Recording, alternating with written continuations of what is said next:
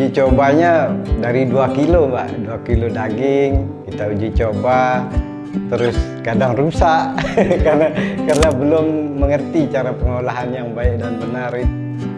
Sekarang alhamdulillah bisa menjadi 100 kilo per hari.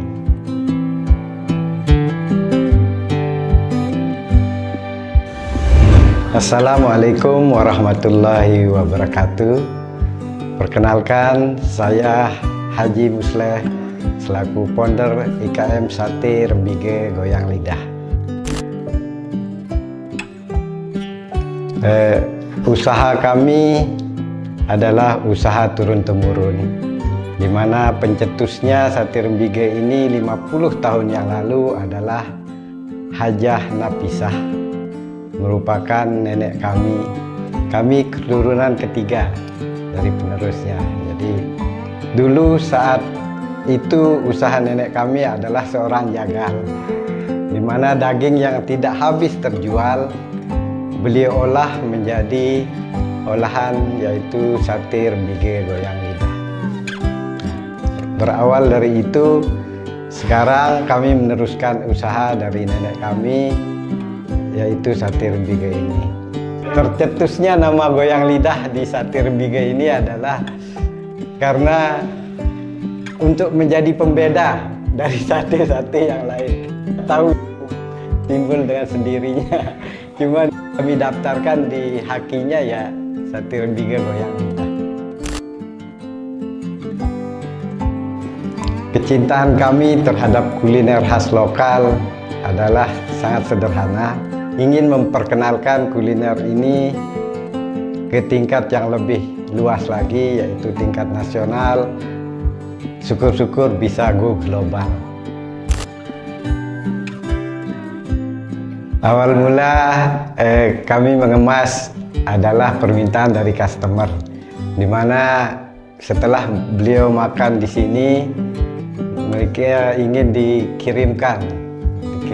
Jadi kami mencoba bagaimana caranya sate yang bisa bertahan 2 hari ini setelah proses sterilisasi bisa bertahan hingga 10 bulan. Setelah itu melalui proses sterilisasi dan bimbingan dari beberapa dinas terkait, jadi kami bisa memproduksi dan membangun rumah produksi sendiri. Pabrik kami sudah memiliki sertifikat Hazard Analysis Critical Control Point, yaitu HACCP, di mana HACCP ini adalah sertifikat keamanan pangan tingkat dunia. Prosesnya melalui penerimaan bahan baku daging, setelah itu ditimbang, lalu melalui proses produksi, yaitu dipotong-potong dadu, terus dimarinasi dengan bumbu dan ditusuk. Selanjutnya melalui proses pengopenan. Setelah melalui proses pengopenan, lalu masuk ke ruang proses namanya. Di sana dikemas, dipakum, kemudian disterilisasi komersial. Setelah melalui sterilisasi komersial, prosesnya adalah karantina. Karantina bertujuan untuk memastikan bahwa produk itu layak untuk dijual.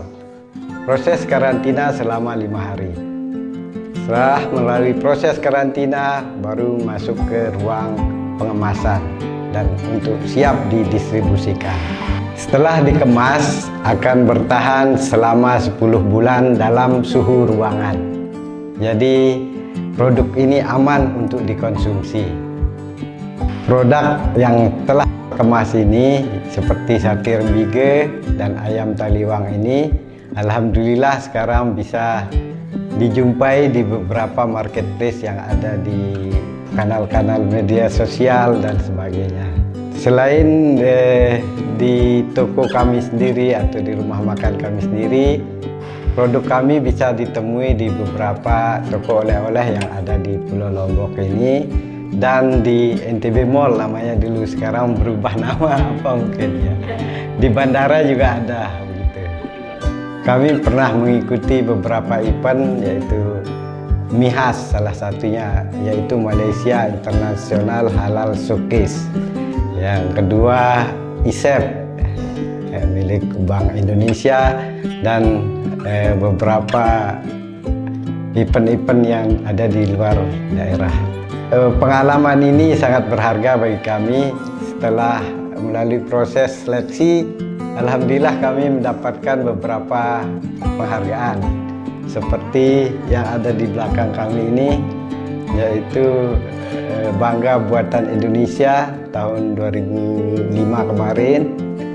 Yang kedua, produk unggulan khas daerah dari Pangan Award Kementerian Perdagangan, dan beberapa lagi penghargaan yang kami peroleh.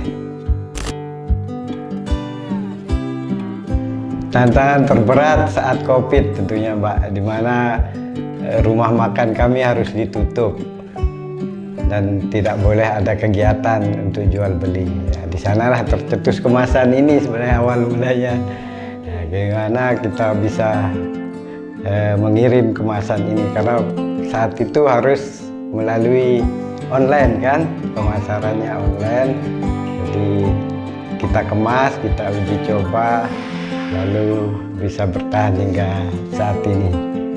Mengenai bahan baku, tantangan terberatnya adalah saat musim-musim tertentu, di mana saat hari raya seperti Idul Fitri dan sebagainya, kami merasa supplier itu tidak merespon kami karena harganya dinaikkan ini melambung tinggi. Jadi tolong kepada pemerintah mungkin yang berwenang untuk bisa mensiasati bagaimana caranya kelangkaan. Yang kedua, saat bahan baku, bahan penolong seperti cabai yang meroket, yang melambung tinggi, sedangkan ada SOP yang harus kami pertahankan dengan formulasi yang tidak boleh diganggu-gugat. Jadi itu membuat sedikit terganggu mengenai produksi kami. Cabang sempat kami buka di Depok dulu, di Jawa Barat, cuman tutup karena terkendala yang ngurusnya di Lombok, hanya di sini. Dengan adanya KRIS Bank NTB Syariah ini, kami sangat terbantu tentunya. Kenapa? Karena satu, aman, yang kedua cepat, dan yang paling spesial ada real time. Itu yang tidak dimiliki oleh KRIS lainnya. Untuk teman-teman UMKM, ayo kita mulai usaha. Masih banyak produk-produk unggulan daerah yang belum dikemas. Jangan ragu, yang penting tetap konsisten dan menjaga mutu kualitas untuk bisa dipercaya oleh customer. Tentunya sate ini semakin berkembang usaha kami dan bisa membuka outlet-outlet baru di tempat atau di luar daerah, tetap bisa menjadikan sate rembige ini menjadi ikon untuk produk oleh-oleh khas dari NTB.